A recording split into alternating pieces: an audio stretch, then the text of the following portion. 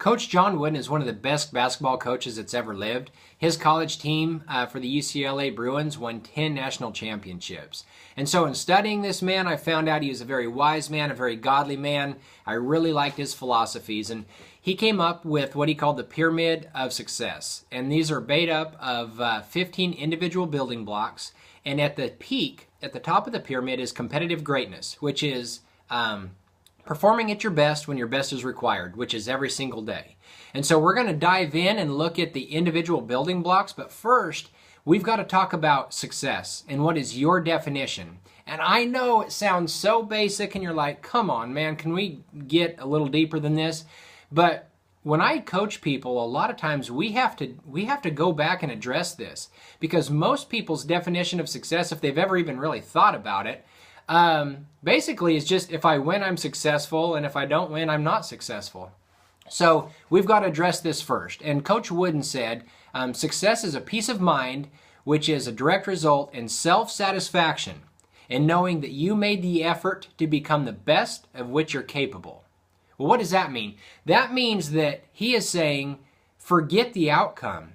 Focus on the effort. Focus on the input. It is a peace of mind knowing you did your best. And what that does, what that allows you to do is to focus on the things that are within your control. Because see, a lot of times in order to win, in order to beat everybody else, relies on a lot of things coming together that are outside of your control. So if you focus on what do I have control over, pick out one or two things that you have control over, that if you do them, you have the best chance of winning, then you have full control over that, and your opportunity to succeed is greatly enhanced. And so Wooden never talked about winning. In his books, he said, I never discussed winning.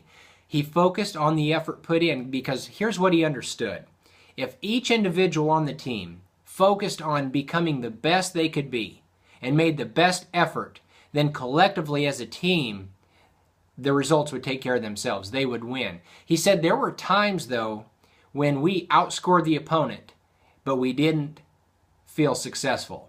So basically, they won the game, but they didn't put in the maximum effort. So he said we weren't successful. And then he said there's times where we got outscored by our opponent, meaning they lost, but we were successful. We made the best effort. We could not have tried any harder. The input could not have been any better.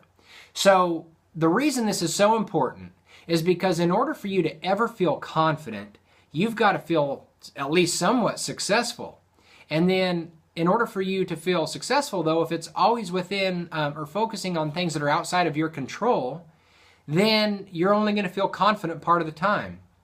And I can tell you, in order to compete at your best, you've got to be confident. So if you're only confident part of the time, you're never going to have you're never going to have consistent performance. So that's why this is so important. So whether you adopt Wooden's definition of success or you adopt your own, make sure that you focus on things that are within your control and it's not strictly outcome based, because I want you to compete consistently and to be successful consistently. And this is where it starts. So next we're going to dive into the individual building blocks of the pyramid.